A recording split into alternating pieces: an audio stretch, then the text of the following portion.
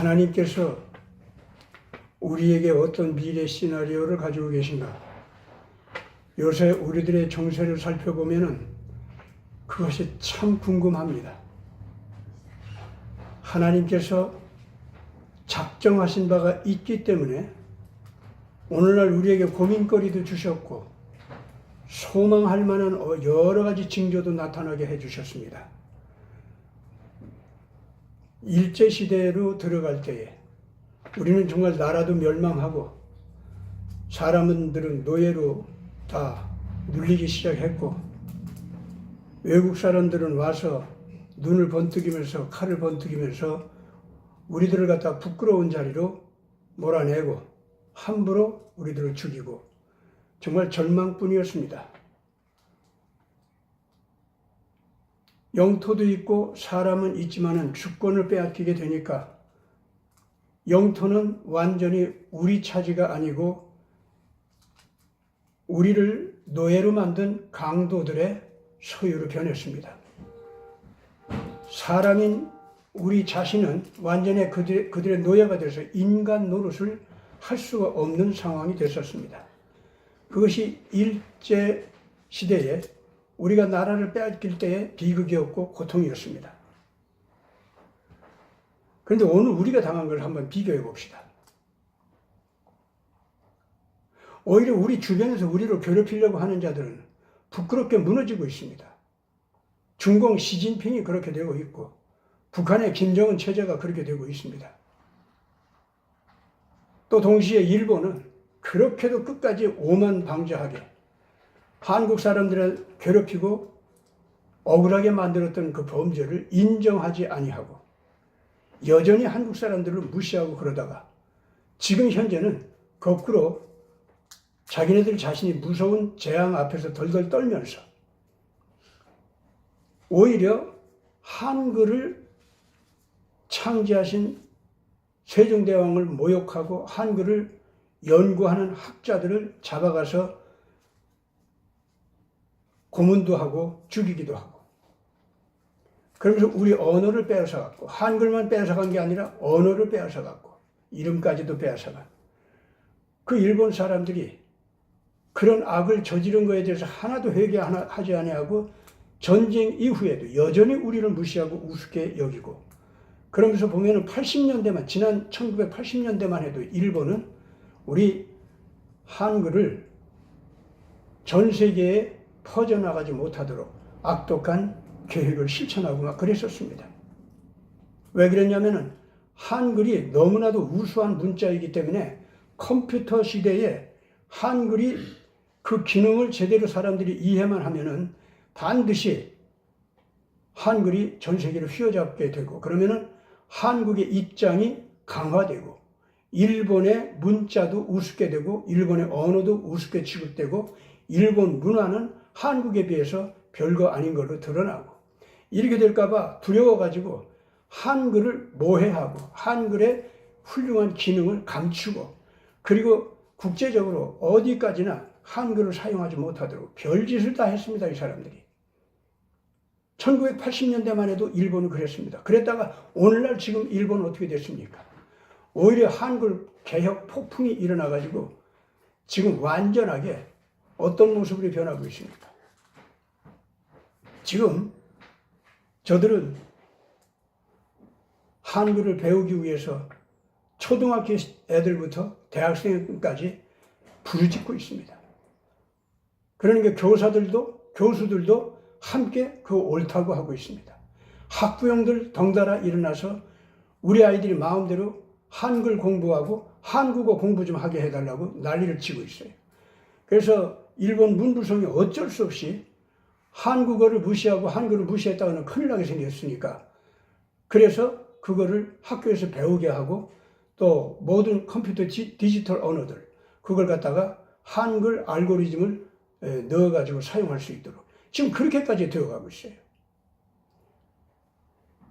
일본이 그렇게 되면서 지금 현재는 이미 한국에게 우리 일본은 과학기술상으로도 군사력으로도 경제력으로도 이제는 우리가 패배했고 더 나아가서 문화의 질도 한국과 일본이 너무 차이가 난다.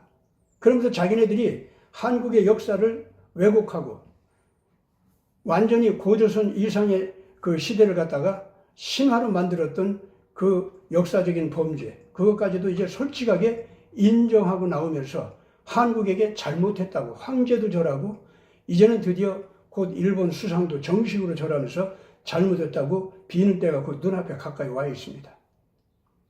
그러면서 지진과 해일이 와서 자기들을 덮칠까봐 두려워 덜덜 떨고 있어요. 자, 한국 주변에 한국을 괴롭히던 중공도, 북한도, 일본도 다 그 모양으로 되고 있습니다. 참 이상한 일들이 벌어지고 있습니다. 그런데 한국 내부에서는 여전히 통치권 유고 상황, 아주 부끄럽기 짝이 없는, 정말로 대통령 자리에 나갈 수가 없는 인격, 대통령 자리에 나갈 수가 없는 범죄적인 삶의 과정, 대통령 자리에 나갈 수가 없는 권력 장악의 과정, 이걸 지닌 사람이 지금 대통령 자리에 올라 앉아 있습니다. 그래서 우리 내부적으로나 이런 모습을 바깥에 우리 보이는 우리 자신은 참 부끄럽기 짝이 없는데, 전 세계는 오히려 한국이여 일어나십시오. 당신네들은 일어날 수 있습니다. 그런 더러운 문제들을 해결할 수 있습니다. 일어나십시오. 그래서 우리 좀 도와주십시오 하고 후진국, 중진국, 선진국들이 다 한국을 부르고 있습니다. 오늘 이런 입장에 있는 우리 조국, 한편에서는 놀랍게 남들에게 희망을 주는 나라로 빛이 나고 있는데, 우리 자신은 부끄럽기 짝이 없는 통치권 유고 상황에 사로잡혀 있어요. 다른 한편에서 우리를 바깥에서 괴롭히던 나라들이 전부 부끄러움을 당하고 고통을 당하고 있는데, 그래서 이제는 대한민국이 일어나기만 하면은 얼마든지 뭐든지 할 수가 있는데, 우리 자신은 우리 머리 위에 마치 똥바가지를 뒤집어 쓴 것 같은 부끄러움을 지금 당하고 어려운 처지에 있습니다. 왜 하나님께서 오늘 이런 자리에 우리를 세우셨을까요? 하나님의 시나리오는 뭘까요? 오늘 우리 이런 문제를 깊이 들여다보면서 하나님의 거룩하신 부르시는 음성, 우리를 향해서 나팔 부시는 그 나팔 소리가 어떤 의미인지 우리 이제 그것을 살펴보도록 하겠습니다. 지금 현재 우리에게 반갑게 여러 가지로 좋은 일이 벌어지는 것도 하나님께서 불어주시는 나팔 소리요. 우리가 부끄러운 자리에 있다는 것을 우리 스스로 느끼게 하면서 괴로워 떨면서 고민하게 하는 것도 하나님의 나팔 소리요. 우리를 흔들어 깨우는 겁니다. 미국은 지금 현재 트럼프 대통령 집권 행정부에서 일부러 사람까지 파견해가지고 한국 안에 있는 이 부끄러운 통치권 유고 상황, 이것을 씻어보겠다고 같이 와서 도와주느라고 애를 쓰고 있습니다. 자, 이것이 우리가 생각지 않게 이런 도움도 오고 있고, 우리가 상상하지도 못한 방법으로 악한 통치 유고 상황도 벌어지고 있습니다. 전부가 나팔소리입니다. 사람이 그렇게 할래야 할 수가 없어요. 역사 지금 전개 과정이 사람이 마음대로 해서 그렇게 된 게 하나도 없습니다. 뭔가 이 속에 하나님께서 우리를 부르시는 소리가 있고 하나님의 시나리오가 있는 거죠. 근데 우리가 멸망적으로 가는 건 아니라는 건 분명합니다. 멸망적으로 가려고 하면 원래 이시조선이 망할 때, 아까도 얘기한 것 같이 이시조선이 망할 때는 정말 우리가 희망이 없었어요. 정말 나라도 뺏기고 결과적으로 부끄러운 자리로 굴러 떨어졌었습니다. 그때 목숨을 내걸고 전 국민들이, 전 민족이 3.1운동을 터뜨리면서 하나님의 평화 원칙, 하나님의 거룩한 통치 원칙, 하나님의 인간 존엄성에 대한 가르침, 그런 것을 갖다가 부르짖으면서 일본 사람들이 큰 잘못을 저질렀다는 것을 지적하고, 이렇게 했을 때 하나님께서 우리에게 해방의 은총을 베풀어 주셨었죠. 그러나 오늘 우리는요, 전혀 그때 당시하고는 너무 차이가 납니다. 우리가 부끄러운 일은 당하고는 있는데, 그러나 우리를 불러주시는 기가 막힌 나팔 소리가 바깥에서 너무나도 강렬하게 불고 있습니다. 그리고 우리 내부에서도 보면 우리 자녀들의 모습을 보면은 그 아름답고 고귀하게 일어나는 모습이 상상할 수 없는 아름다운 모습으로 일어나고 있습니다. 뭐 생긴 것도 참 잘생겼고 가지고 있는 실력도 이제는 전 세계 어디에다 내놔도 부족하지 않고 능력도 뛰어나고, 그리고 그 젊은 세대 전체가 올바른 쪽으로 방향 감각을 바로바로 찾아가지고 제대로 방향을 맞추어서 달려나가면서 혹시 자기들에게 오해를 하게 하고 잘못된 쪽으로 끌고 갔었던 무리가 있어도 즉시 그걸 알아보고 그걸 스스로 고치면서 자기들을 잘못 끌고 갔던 이들을 갖다가 지적을 하면서 왜 이렇게 나가느냐고, 선배들이 어떻게 그렇게 하면 되냐고 이러면서 지금 현재 개혁을 하는 이런 바람까지도 우리 젊은 자녀들이 막 부르짖고 나오고 있습니다. 이런 모든 모습들, 이것은 일제시대 우리가 망하던 때하고 지금 다시 일어나는 이때하고 전혀 다른 모습입니다. 근데 그때와 지금이 또 같은 점이 있어요. 하나는 일제시대 망할 때 다 망했는데도 불구하고 망한 줄 알았더니 힘없이 다 노예가 되는 줄 알았더니 그 백성들이 그냥 목숨 걸고 일어나서 정의를 외쳤고 인류애를 외쳤고, 그리고 정치 도덕, 국제적인 정치 도덕, 국내적인 정치 도덕이 무언가 그걸 외치는 아주 모범적인, 신앙으로 봐서나 이 도덕적으로 봐서나 전 세계가 깜짝 놀라가지고 본받지 않을 수가 없는 그런 모습이었고, 그것도 더군다나 비폭력적인 그러한 부르짖음이었습니다. 그래서 얼마나 우리가 학살을 당하고 고통을 당했습니까? 큰 피해 제사였죠. 예. 근데 그것이 감동이 돼가지고 전 세계 식민지 해방운동이 벌어지게 됐습니다. 그리고 우리 대한민국도 탄생하게 된 거죠. 예, 그때도요, 우리가 정말 희망을 가질 수가 없는 절망적인 상황인데도 불구하고 우리 민족이 정의를 향해서, 평화를 향해서, 상생을 향해서, 그리고 인간의 존엄성을 살리기 위해서, 즉 자유를 향해서 목숨을 걸고 일어났던 것. 그때나 오늘 지금 현재 이 시간 통치권 유고 상황 속에서 태극기 애국 국민들이 일어나가지고 결과적으로는 좌에게 치우쳐 있었던 젊은 자녀들까지 깨워서 다시 이 올바른 하나님의 부르심 앞에 함께 일어나게 하는, 이것은 그때나 지금이나 같아요. 따라서 이제 그렇게 우리가 다 죽는 줄 알았던 일제시대에도 그렇게 전 민족이 목숨을 내걸고 정의를 부르짖고 하나님께서 주시는 인간의 존엄성을 살리자고 하는 이 운동이 벌어졌을 때 우리에게 기적같이 새로운 국가가 탄생하게 하여 주셨는데, 이번에는 어떻게 했어요? 더군다나 이번에는요, 바깥에서 우리를 부르는 소리들이 그렇게 많아요. 옛날에 우리가 이 대한민국이 탄생할 때만 해도 대한민국을 왜 독립국가를 왜 줘? 그러면서 우습게 여긴 나라들이 많았어요.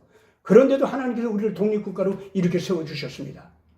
근데 오늘 지금 현재 우리는 어떻습니까? 전 세계가 한국을 기다리고 있어요.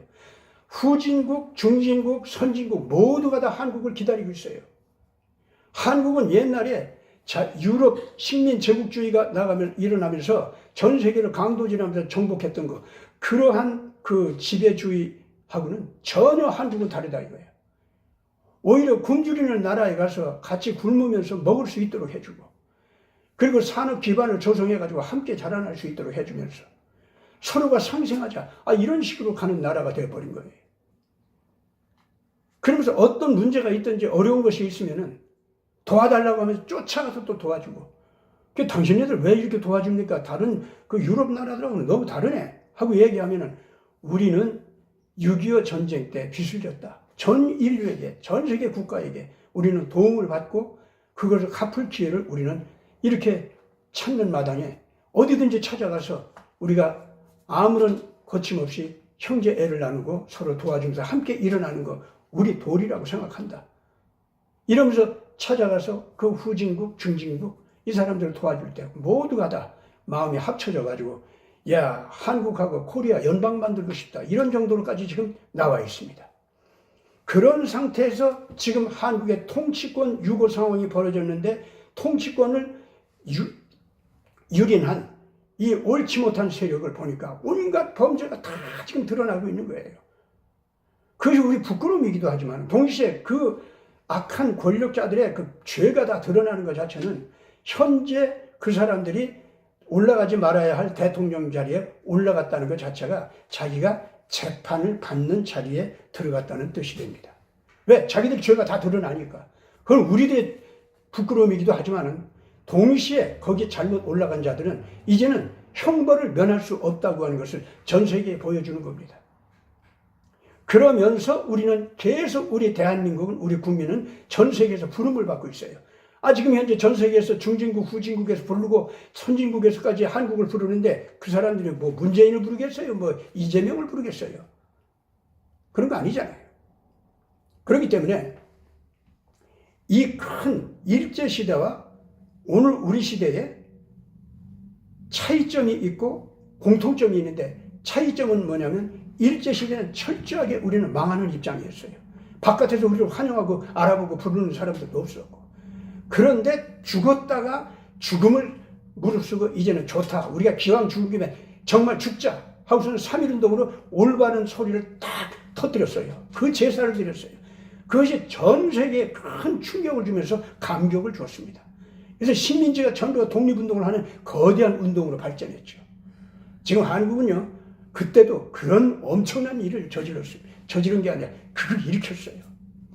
아마 이제부터는 3.1운동의 가치를 전 세계가 다시 볼 겁니다. 두고 보십시오.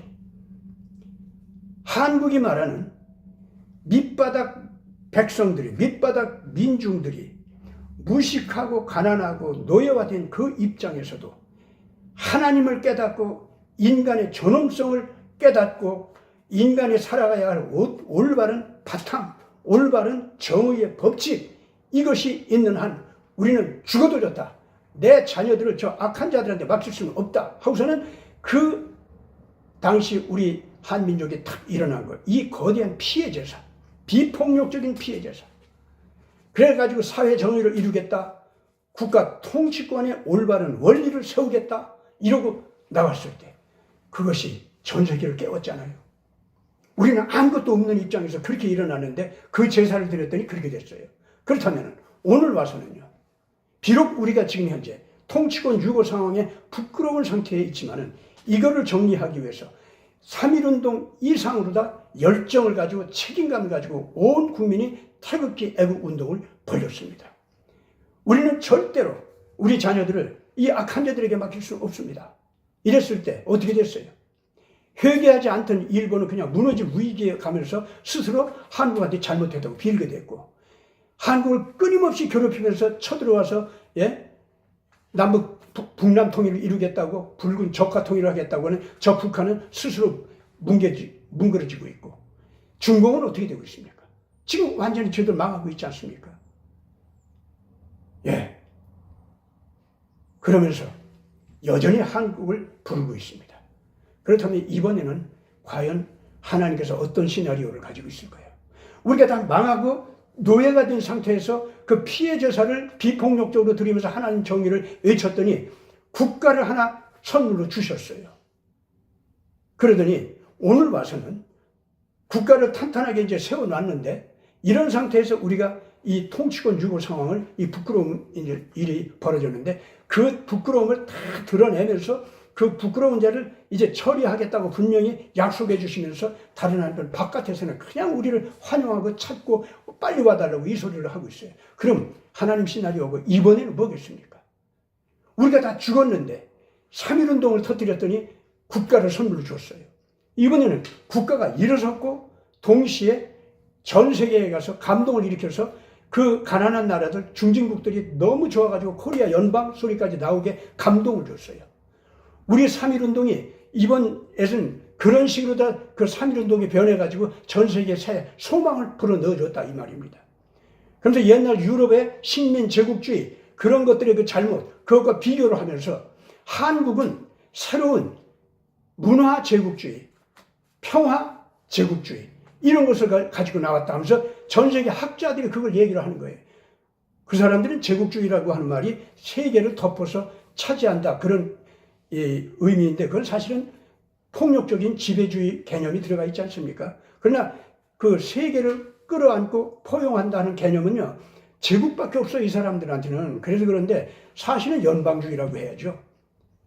모든 나라들이 다 따로 제각기 잘 발전하고 깨끗하게 일어서고 그 자유민주 진영이 돼가지고 올바른 인간 존엄성을 살려주는 국가로 세워주도록 하는 거. 한국은 그거죠. 그래서 서로 형제처럼 도와주자 이거죠. 그렇기 때문에 이건 제국주의가 아니라 문화 연방주의다. 저는 그렇게 얘기하고 싶습니다. 오늘날 그것을 이루라고 하나님께서 오늘 우리를 지금 부르고 있다 그 말이죠. 그렇다면 그거는요, 결과적으로 하나님께서 보장해 주시는 법칙이 있어야 될 거 아닙니까? 반드시 그렇게 될 수밖에 없다는 하나님의 보증수표 같은 말씀이 있나요? 3.1운동 때 피해 제사를 드리고 비폭력적인 제사를 드리는 그 모습을 보고 죽어있던 국가를 다시 되살려서 독립국가로 만들어주셨어요. 그럼 오늘 대한민국에서 이 더럽고 추잡한 통치권 유고 상황이 지금 벌어졌는데 이거를 향해서는 하나님께서 이 백성에게 무엇을 명하시고 어떤 선물을 주려고 하실까요? 지금 태극기 애국 국민들의 모습을 보면은 역시 합격을 하기 시작하고 있습니다. 아직 교회는 이 합격점에 도달했다고 저는 보지 않습니다. 교회는 앞으로 크게 회개해야 됩니다. 특히 이 재벌교회로 간 교회들, 거대한 빌딩 교회 유지하고 그 빌딩 교회 화려 뻑적지근한 빌딩 교회 유지하기 위해서 돈 퍼쓰고 어디 가서 선교를 한다 하더라도 빌딩 교회의 영광스러운 이름을 전하기 위한 그런 선교를 하고 있고, 예, 그런 종교 이기주의죠. 그건. 이런 식의 이 선교 있지 않습니까? 이거는 안 돼요. 근데 어쨌든 그런 버릇을 못 버리고 있어. 그런 교회들은 전부가 WEA, WCC로 갔습니다. 그래서 인간신을 조작하는 그런 범죄에 같이 가담했습니다. 어떤 교회는 교회 몰래 목사가 먼저 가서 그따위 죄를 범하고 교인들한테는 나중에 우리 교회는 거기에 속해 있다. 이 얼마나 멋있는 운동이냐. 우리가 세계 통합을 위해서 같이 나가자. 교인들을 그런 식으로 끌고 갔습니다. 아마 그 목사들 정말로 개인적으로도 하늘나라 갈지 난 알 수 없습니다. 그리고 그런 교회들은요, 교인들과 그 목회자 간에 어떤 약속이 되었든지 간에 그런 식의 과거 범죄를, 현재 범하는 범죄를 회개 안 하면은요, 반드시 하나님의 징벌을 받습니다. 두고 보십시오. 절대로 그렇게 가면 안 됩니다. 같은 재벌교회라고 할지라도 정말로 교회 모든 돈과 예산을 하나님의 정의를 가르치고 불쌍한 사람들을 도와주고 올바른 선교를 하고 성경대로의 신앙을 전해주면서 WEA 잘못이다, WCC는 정말 그건 적그리스도적인 범죄다 하고 증언을 하고 이런 교회들 있습니다. 작은 교회가 됐든지 중간 사이즈의 교회가 됐든지 그 대형 교회가 됐든지 어떤 교회가 됐든지 모두가 다 그런 그 올바른 방향으로 가는 교회들이 있습니다. 이 교회들은 앞으로 하나님께서 큰 영광스러운 이름까지 주면서 오늘 이 세대에 정말로 소망스러운 큰 일을 할 수 있도록 인도해 주시리라고 봅니다. 그리고 대한민국이 이번에 다시 일어서게 될 때 엄청나게 중요한 역할을 감당할 수 있도록 역사해 주시리라고 봅니다. 그런 교회와 이런 태극기 애국운동을 바르게 하는 사람들과 좌파에 있다가 이번에 크게 회개합니다. 윤어게인 운동과 더불어서 크게 회개해가지고 돌아오는 이 모든 사람들, 이 사람들을 하나님께서 모세와 같은 또는 엘리야 같은 큰 권위와 권력을 가지고 있는 그런 지도력을 가진 집단으로 성공적으로 등장할 수 있도록 하나님께서 키워주실 겁니다. 그러면서 전 세계로 지금 한국을 기다리는 코리아 연방을 바라면서 기다리고 있는데 그 나라들로 우리 한국인들이 가서 정말로 예수 그리스도의 통치 원리를 가르치면서 그 모든 나라들이 바른 국가로서 설 수 있도록 아마 가르쳐 주리라고 그렇게 봅니다. 한국은 그런 역할을 앞으로 해야 됩니다. 바로 이것이 3.1운동 때하고 오늘 이 새롭게 태극기 운동이 벌어지는 이것과 좀 차이가 나는 겁니다. 3.1운동 때는 우리 자신을 새롭게 세우는 작업이었고 이번에는 전 세계에 살아있는 소망을 전파해 주면서 새롭게 모든 국가들이 변할 수 있도록, 또 문화를 거룩하고 아름답게 인도주의적인 또는 인권을 살리는 그러한 그 문화가 될 수 있도록 아마 움직여 나갈 수 있다고 봅니다. 트럼프 대통령의 미국, 트럼피즘 미국과 더불어서 아마 쌍두마차 역할을 하게 되지 않을까. 저는 그렇게 봅니다. 이것이 그런데 그렇게 되리라고 하는 하나님의 원칙, 하나님의 약속의 말씀이 있느냐 이겁니다. 그게 있어야 될 거 아닙니까?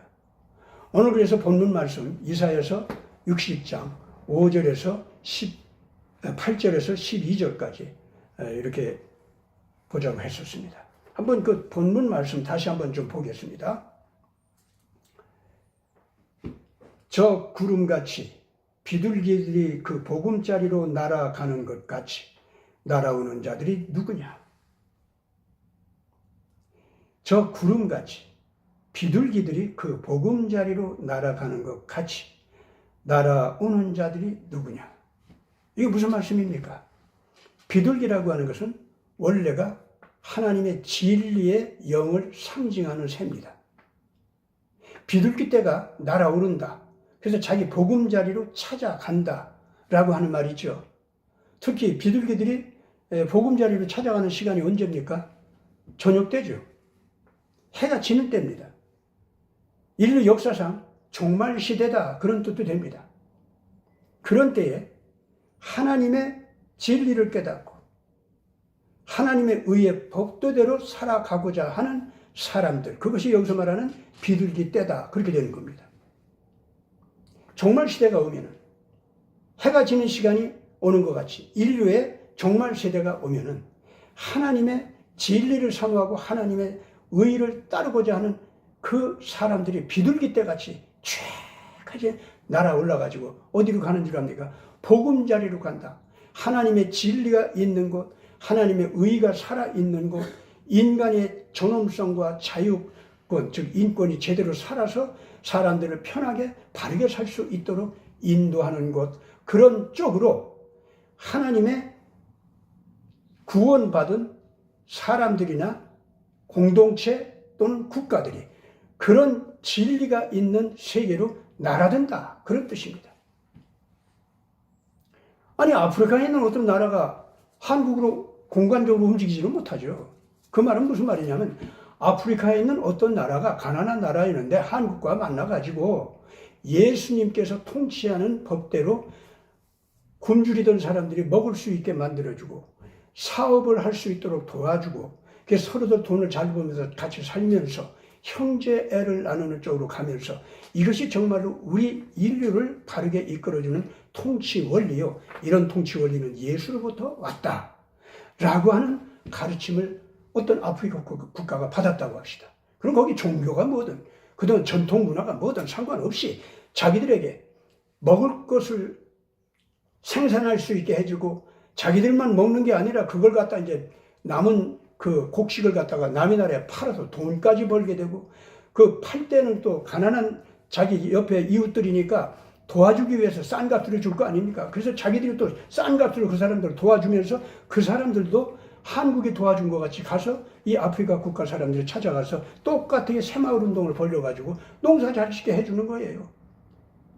이것이 비둘기 떼들이 보금자리로 날아들어서 예수의 통치 원리대로 통치하는 거 아닙니까? 근데 그런 나라들이 우리 한국을 하고 코리아 연방 할 거야. 전에는 우리 영국이 우리를 지배했어. 전에는 우리를 프랑스가 지배했어. 전에는 독일이 지배했어. 근데 걔네들은 우리 뺏어먹기만 했어. 요새도 와봤자 중공이 오더니 또 우리를 또 뺏어먹더라. 근데 한국은 안 그랬어. 한국은 예수가 가르친 그 원리 그대로 우리를 갖다 해줘가지고 우리가 살만한 나라가 됐거든. 그럼 이제까지 전통적으로 우리가 무슨 샤머니즘적인 종교를 가졌든 또는 뭐 알라신을 믿었든 또는 다른 뭐 어떤 종교를 가졌든 상관없어. 우리는 한국이 말하는 그 가치관, 한국이 나가는 그 길, 우리는 형제가 돼서 연방이 돼서 한국과 함께 그렇게 살아갈 거야. 한국 자원이 뭘 부족해? 우리나라에는 이 자원 좀 갖다 쓰시오. 이런 식의 관계가 이루어지는 거. 이것이 비둘기 떼들이 보금자리로 날아가는 거 아니냐 이거예요. 근데 우리 시대가 어떤 시대예요? 종말 시대 아닙니까? 이 종말 시대에 국가와 국가 관계가 그렇게 변하고 있다니까 지금. 지금 한국은 그렇게 부를 수 있는 입장이 됐고 그렇게 불러달라고 기다리고 있잖아요. 지금 어떤 나라가 영국을 그렇게 불러요? 미국을 그렇게 불러요? 독일을 그렇게 불러요? 더군다나 러시아나 중국을 그렇게 부릅니까? 아니에요. 다 나가라고 하고 있어요. 그래서 한국을 부르고 있어요. 한국을 중심으로 해서 비둘기 떼들이 날아 올라가지고 자기 보금자리로 날아가는 것 같이 한국을 중심으로 해서 뭉치게 되는 것. 이것이 오늘 이 이사야 선지자가 얘기한 이 예언과 딱 맞는 거 아닙니까? 그 다음 말씀 좀 봅시다. 곧 섬들이 나를 앙망하고 다시스의 배들이 먼저 이르되 먼 곳에서 내 자손과 그들의 은금을 아울러 싣고 와서 내 하나님 여호와의 이름에 드리려 하여 이스라엘의 거룩한 이에게 드리려 하는 자들이라. 이는 내가 너를 영화롭게 하였습니다. 어때요? 한국 지금 부끄러운 점 아직 가지고 있지만은 이미 우리를 영화로운 자리로 하나님께서 끌어내고 있잖아요. 누구 때문에? 우리를 불러주는 그 나라들 때문에, 그 백성들 때문에. 한때는 노예였고 한때는 가난했고 한때는 무시당하는, 그리고 그냥 사기만 당하고 고통만 당했던 그 불쌍한 국가와 그 백성들이에요. 한국이여 당신은 우리 형제입니다. 한국이여 당신만은 우리가 믿겠습니다. 한국이여 당신과 우리 함께 잘 자라납시다. 내가 가진 거 당신이 쓰고 당신이 가지고 있는 거 나한테 또 이미 나눠줬으니 내가 이만큼 자라났지 않습니까? 우리 같이 그렇게 갑시다. 이것이 하나님께서 원하는 국가와 국가 사이의 올바른 관계라 그 말입니다. 그래서 지금 학자들이 뭐라고 했어요? 한국은 남의 나라에 쳐들어간 일이 없다. 남의 것을 빼앗은 적도 없다. 남을 노예로 삼은 적도 없다. 남을 무섭게 겁을 준 적도 없다.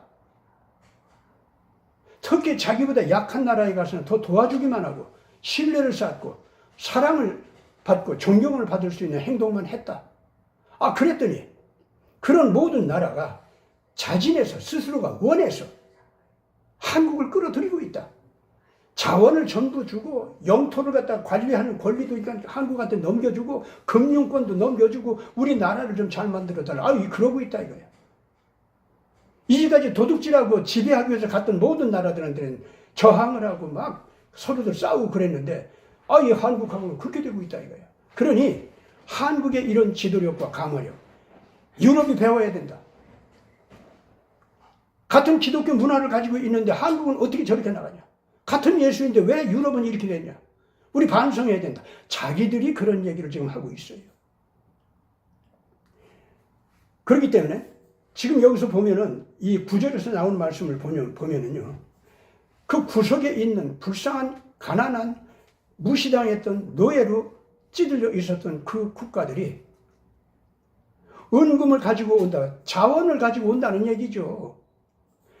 그리고 그 국가의 모든 그 인프라 이런 것 갖다가 한국이 이제 도와주니까 그 대신에 그 국가들은 자기네들의 노동력이나 자기네들의 행정력이나 자기네들의 지정학적인 이점이나 또는 자원들을 하나님께 다 한국에게 다 내주면서 이거를 가지고 잘 써달라고. 우리 국가도 자라나고 한국은 더 강력한 지도국이 되고 좀 그렇게 좀 해달라고 이러고 맡기고 있다. 그러면 여기 은금을 가지고 그 구석에 있던 불쌍한 나라 사람들이 그 자손들이 은금을 싣고 와서 바치고 그 얘기 아닙니까? 여기 지금 보면 분명히요. 한국처럼 나가는 국가가 있으면요. 이런 일이 벌어진다는 거예요. 그래서 10절에 보면은요. 내가 노하여 너를 쳤으나 이제는 나의 은혜로 너를 불쌍히 여겼음즉 이방인들이 내 성벽을 쌓을 것이요 그들의 왕들이 너를 섬길 것이요. 자, 이거 보십시오. 엄청난 역사가 지금 벌어지고 있습니다.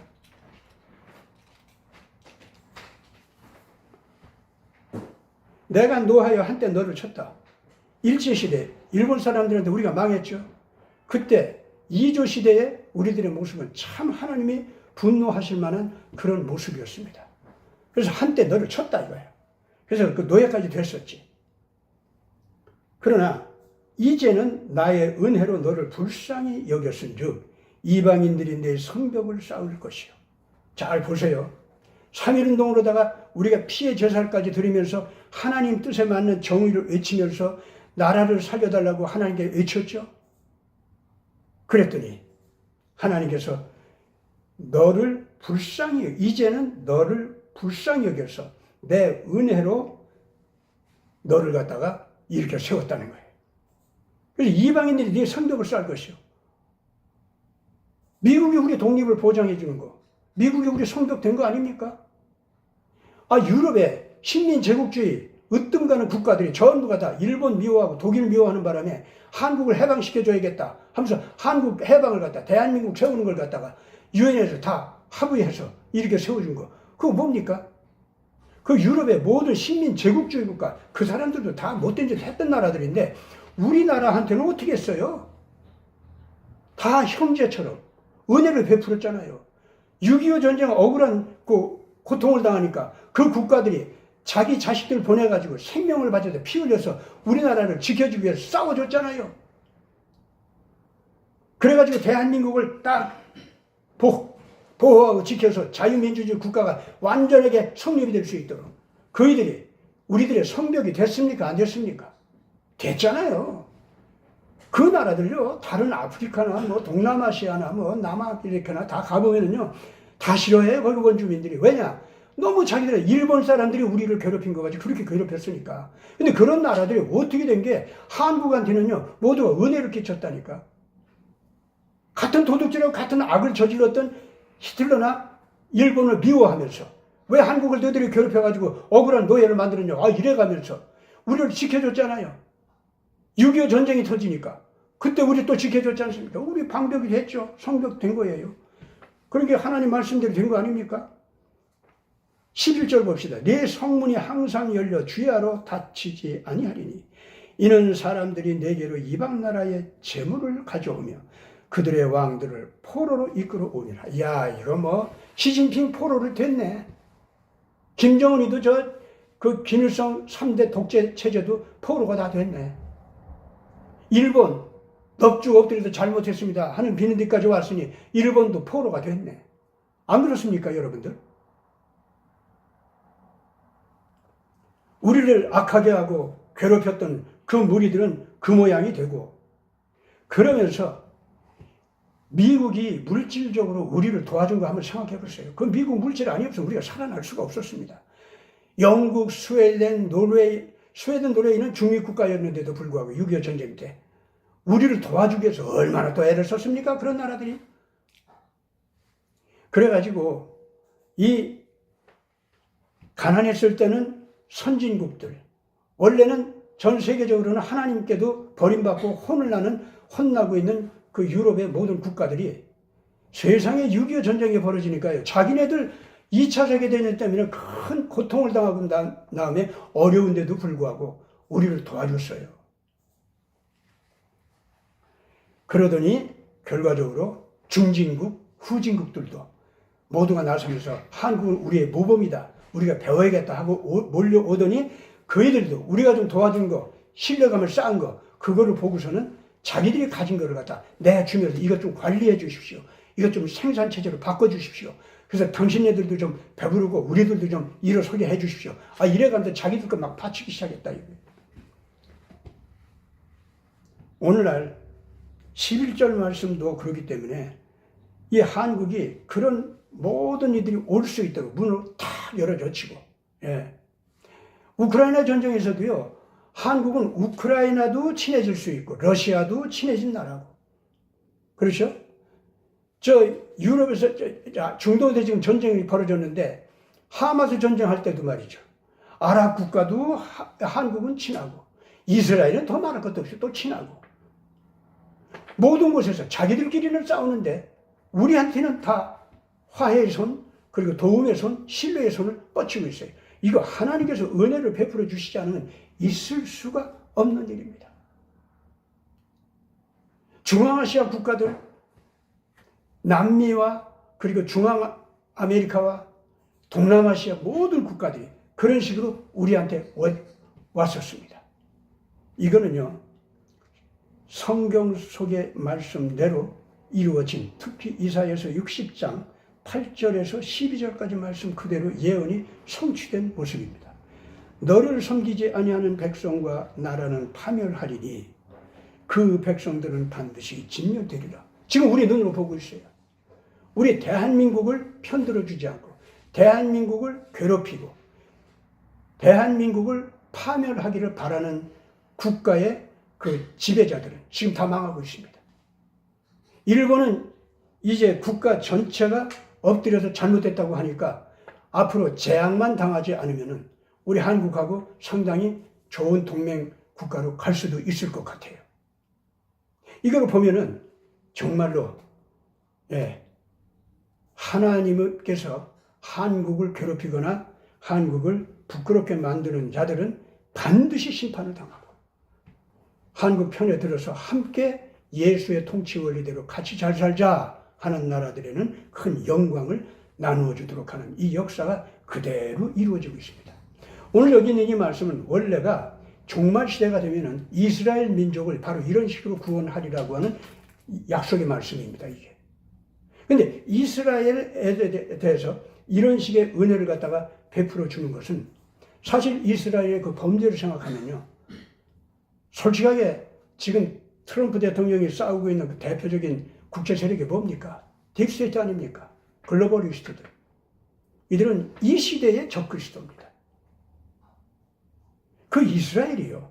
끝까지 이 시대의 적그리스도와 같은 유대인이라고 해가지고 그래가지고 이 시대의 적그리스도가 얼마나 같이 놀았습니까? 이스라엘 독립국을 만들어 줬는데도 이스라엘은 그 짓을 했어요. 이스라엘 범죄가 참 지금까지도 큽니다. 그런데도 그 이스라엘을 정신 차리게 하기 위해서 지금 막판에 와서 이번 전쟁에서 자기네들이 일방적 승리자가 아니라 이제 하나님 앞에서 스스로 반성할 수 있는 겸손한 자리로 끌어내리면서 지금 하나님께서 이스라엘 민족이 회개할 수 있는 기회를 주고 있습니다.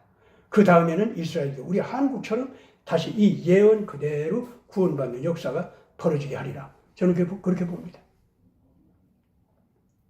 동시에 이러한 역사 운영의 패턴 그대로 하나님 안에서 하나님의 진리로 일어서는 사람이나 국가는 바로 이렇게 역설적인 권위와 권세를 가지고 모든 부끄러움을 다 털어버리고 하나님의 영광스러운 권위의 자리로 나갈 수 있도록 이끌어 주신다 그 말입니다.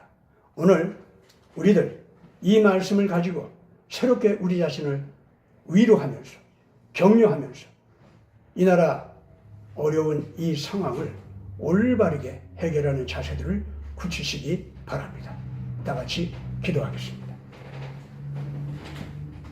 거룩하신 아버지 하나님, 하나님의 거룩하신 영광과 빛이 부끄러운 우리 위에도 비춰주셔서 한편으로 우리의 잘못된 것을 교훈해 주시면서 다른 한편으로 의를 향해서 더 용기 있게 나갈 수 있도록 격려하여 주시니 감사합니다. 아멘. 이 말씀 우리 가슴에 새겨두고 정말로 이 세대에 들리는 하나님의 나팔 소리를 바르게 잘 분별하게 하여 주시옵소서. 아멘. 우리에게 잘못된 것을 분명히 지적하고 회개를 외쳐주시는 나팔 소리대로 우리가 회개를 제대로 하게 하여 주시고 또한 우리를 격려하면서 불러주시는 그 음성에 화답하여 우리의 소명껏 달려나갈 수 있게 하여 주시옵소서. 아멘. 우리 구주 예수 그리스도 이름으로 간절히 기도드리옵나이다. 아멘. 아멘.